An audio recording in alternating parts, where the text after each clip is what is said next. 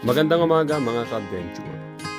So ngayon, napunta tayo dito sa parte ng Benguet. Ito ay sa municipality ng Kibungan. So pauwi ako dun sa poblasyon Kibungan. Nadaan ako dito sa bandang Palina, Kibungan, Benguet.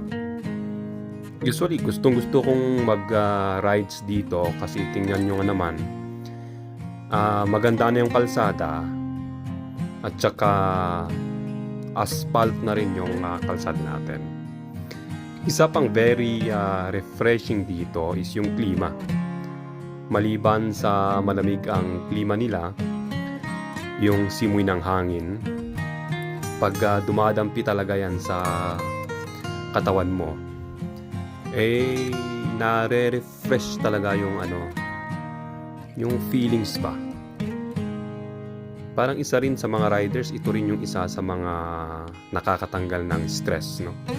So sabi nila may throttle therapy tinatawag.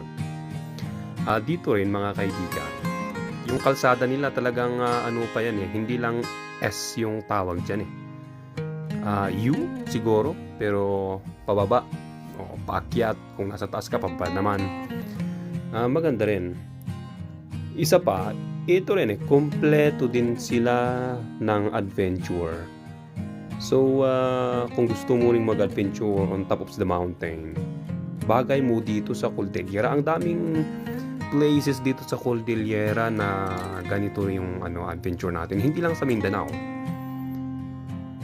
So for example, dito is sa isang munisipyo naman ito ng Benguet din, sa Itugon. Ang tawag dito, papunta yun ito sa Eskwelahan, Bantik, Dalupirip, Itugon, Benguet. Pahirapan to, kaya dito hindi na ako nag-drive dito ng motor umangkas na ako sa mga veterano dito, nagmamotor ng mga ganito kasi kung minsan kahit maganda yung motor mo, kahit na jumper pa yan, CRF o pang motocross yan, pero pag di kaya ng driver, wala talaga. Dito rin marami din ganito, no?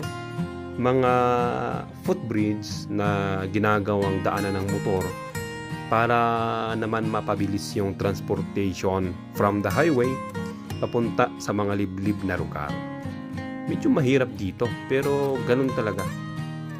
So ako dito, first time ko dito na pumunta. So umangkas talaga ako. May motor ako pero hindi kaya, pero mas mainam na kilatisin muna yung mga daanan bago natin i-try naman, no? Huwag tayong padalos-dalos. So magtanong-tanong kung paano ba daan ng magito. Pero maganda dito sa Cordillera. Imagine, no? Ngayon maganda ng pa lang yung mga palay natin, so green na green yung paligid natin. Maganda talaga dito. Tsaka yung mga tao rin dito, yung isa sa mga nagustuhan ko dito sa Cordillera, kasi very welcoming, very hospitable yung mga tao dito. Ayun nga lang dito, usually hindi namin sunod-sunod yung batas lalo na sa mga dito naka-helmet ako, pero yung nag-drive sa akin hindi siya naka-helmet, no? Karamihan sa kanila din naka-helmet, pero pag lumalabas ako, usually nag-helmet ako para naman makita nila na kailangan din, no? Kahit na panandalian lang.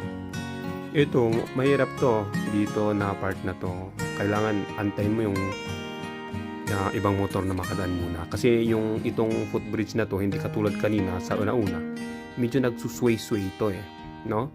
So kailangan talaga yung driver dating nagdadrive. So maraming salamat mga kaibigan, no? Pinakita ko lang sa ang experience natin dito sa Cordillera. God bless mga kaibigan.